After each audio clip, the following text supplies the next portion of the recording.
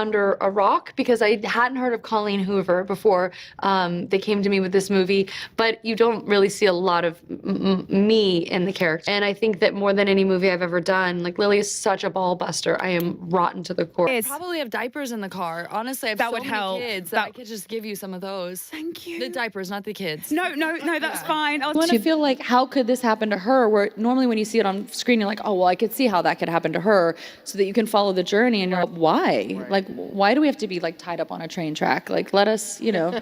My husband calls me his knight in shining armor, which I think is so sweet because you only hear that about like men, you know, like men being that. Like, that's like what you want to. I want to see women on screen who are like the knight in shining armor.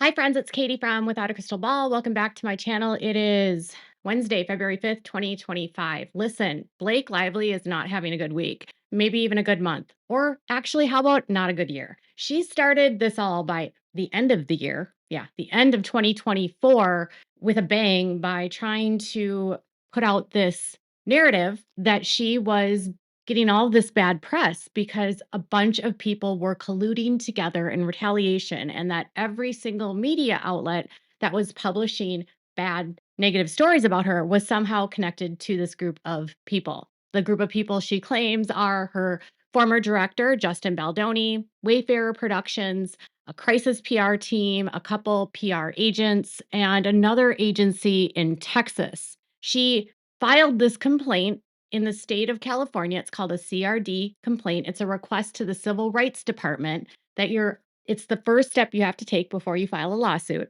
Interestingly, she never filed a lawsuit in the state of California, by the way. She filed the lawsuit in New York. Makes you wonder why she filed the CRD in California. Never mind, doesn't matter. That's just a conspiracy. But the CRD complaint and the right to sue, she alleged a bunch of just wild accusations against these people, stating that they were retaliating against her and smearing her in an effort to make her credibility go down so that no one would believe her, so that they could take the heat off of the possible allegations that she had against them. She was alleging that on the set of It Ends With Us, that incidences of SH, inappropriate contact, inappropriate language, videos were shared, lots of things in this complaint. But she seemed most concerned about this retaliation campaign. And the primary meat of her lawsuit was that all of these people were trying to take her down. She refused to acknowledge that there was possibly an organic public backlash against her. Instead of acknowledging that maybe she had organic backlash that was coming against her, she believed it was all coordinated. Well, that caused a lot of damage to the people that she claimed in the CRD complaint. And interestingly, complaint is released and it's in a court record and it's in a document. The media can publish this and throw out these allegations, and it makes the media almost bulletproof because they're only reading a document that's from court, which can be stated as fact in an article and in a video, an episode, however they distribute the information. Well, the problem with the CRD complaint is that they're confidential. These are not documents that are ever published. They're not filed in a public place where you could download the record. And so the only way the media can get a handle and a hold of a CRD complaint is if someone who has the CRD complaint leaks it to them, which means someone in Lively's camp leaked the CRD complaint to the media. Well, one person that's involved in this complaint, his name is Jed Wallace. He's being alleged as the person that was running all of the smears on Reddit, engagement. They're trying to say that he was running bots, all of that stuff. And Jed Wallace is suing her now. Jed Wallace and his company, Street Relations Inc., is suing her in federal district court in Texas. And it has to do with the fact that he and his company were named in the CRD complaint. And yet, when Lively filed her lawsuit in New York against Baldoni, Wayfarer, the PR companies, the two PR agents. Jed and Street Relations were not named, but he was named in the CRD complaint as though he was someone that was part of this collusion. Well, Jed is saying that now Lively did not sue him, did not include him in the lawsuit. And because of that, she now is trying to dismiss a request for a deposition. So she had filed in the state of Texas a motion or notice for a deposition for Jed Wallace and for his company. Sneakily, yesterday, she dismissed that. Why would she dismiss something? That's weird. She included him in a civil rights complaint, and now she doesn't want his deposition. Weird, right? Well, Jed says this is the proof they need, and they are now suing her. So here's what the action is. It is Jed Wallace and Street Relations versus Blake Lively. So the factual background is that on December 20th, 2024, Lively filed a complaint of employment discrimination before the state of California Civil Rights Department. A CRD named Lively as a complainant and Wallace and Street, among others, as respondents, and alleged that they all engaged in a variety of conduct in violation of California Government Code 12940, the FEHA, and Title VII of the Civil Rights Act of 1964, Title VII. The CRD complaint went on to allege that plaintiff's conduct includes SH, retaliation, failure to investigate, prevent, and or remedy the H, and aiding and abetting the H, and retaliation. In this, he provided a copy of the CRD complaint that she had attached and that she had pushed out to the public. The CRD complaint also asked politely to please see attached complaint for specific details. The attached complaint, which we attach and incorporate, has been described as a precursor to a lawsuit. It had been described as a precursor to the lawsuit, but it actually looked like a standalone legal document and a legal complaint. It did. And some outlets, he says, were reporting it as a complaint. So it says, indeed, some media subsequently published the precursor under the headline, Read the Complaint. The precursor named Wallace and Street as defendants and sought damages for SH under California federal law, retaliation under California federal law, failure to investigate, prevent, or remedy, retaliation under California Labor Code, aiding and abetting, breach of contract, intentional infliction of emotional distress, negligence, false light, invasion of privacy under the California Constitution, and interference with prospective economic advantage. Okay. So on the same day, he says that the CRD complaint with the precursor attached was filed, the CRD department issued Lively a right to sue letter, and that's also included. They go on to say that Lively and her agents provided the precursor to various media entities for out-of-court republication because it made headlines around the world, according to Elle magazine, which linked to the precursor document, as did many other media. They included an exhibit which has this article, and it has Jed's name and his company's name all over the article. Wallace and Street were widely reported to be defendants in the formal lawsuit, although they were not. The confusion having been sown by the precursor. So the precursor named him and his company, but they were never sued. As Lively later admitted, she knew of no facts to support the allegations against Wallace or Street. Indeed, having been the one harassed, she knew the exact opposite. Neither Wallace nor Street had anything to do with the alleged SH, retaliation, failure to investigate, or aiding and abetting the alleged H or alleged retaliation. Neither could they have breached a contract with Lively because there was no such contract. The complaint then goes on to say that because they weren't involved in any of it, they actually have claims against her now because she made these allegations against the company and him, put it out publicly, and they believe they have claims for negligence, false light, intentional infliction of emotional distress, or interference with prospective economic advantage. They also say that on January 21st, she filed a petition for Rule 202 deposition in Hays County, Texas, where Wallace, but not Street, alleging on information belief that Wallace was a subcontractor to a company called TAG to assist them in their unlawful retaliatory social combat campaign against Lively.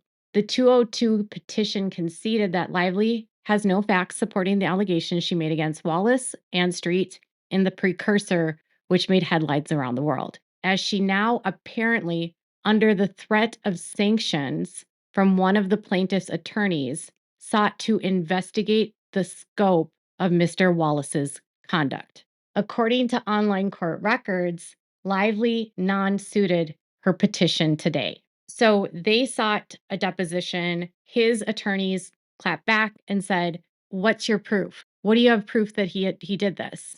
And they threatened sanctions against her for making these claims, and she suddenly dismisses it and removes it. That's not normal, by the way. It's almost like she's flying off the seat of her pants, throwing out allegations against people, not knowing the total facts, picking and choosing what she thinks the facts are, and then bringing people's names into situations that could damage their lives considerably, given the gravity of her, because she's huge and her husband's huge, and they're private people. It says the 202 petition was a transparent attempt to chill plaintiffs' free speech rights and would have been fodder for a motion to dismiss under the Texas Participation Act 27, Texas Civil Practice and Remedies Code, anti-SLAPP, whose purpose is to encourage and safeguard the rights of persons to speak freely. That's interesting because California also has an anti-SLAPP law. I have to look into New York, but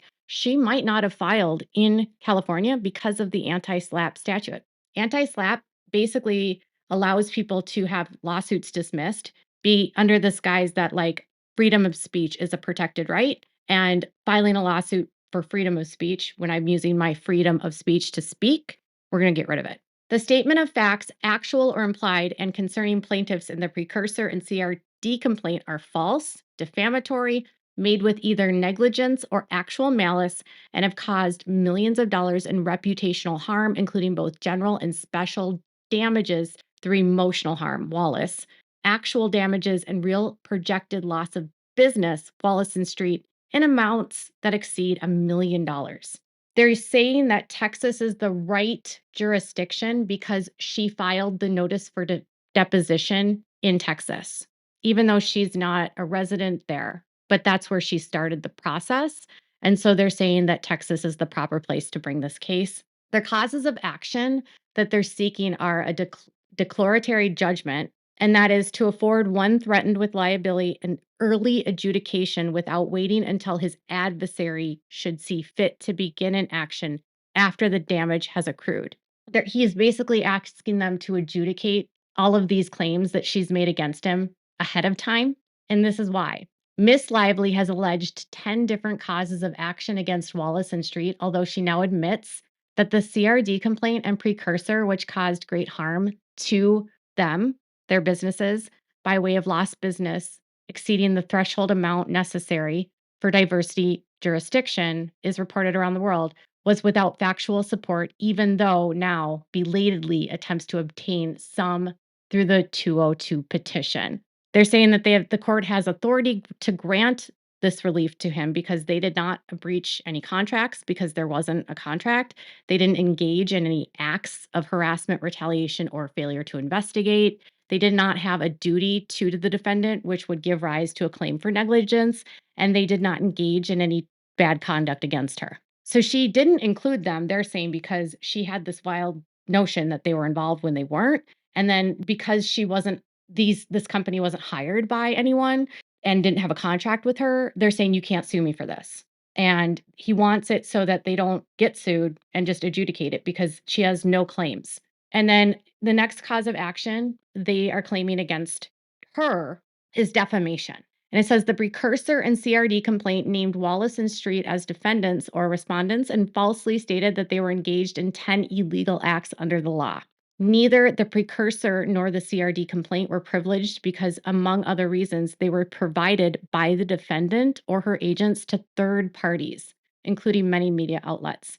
Defendant knew or should have reasonably anticipated, indeed, she hoped, that the allegations would be republished around the world. As a result, she's responsible for republication damages.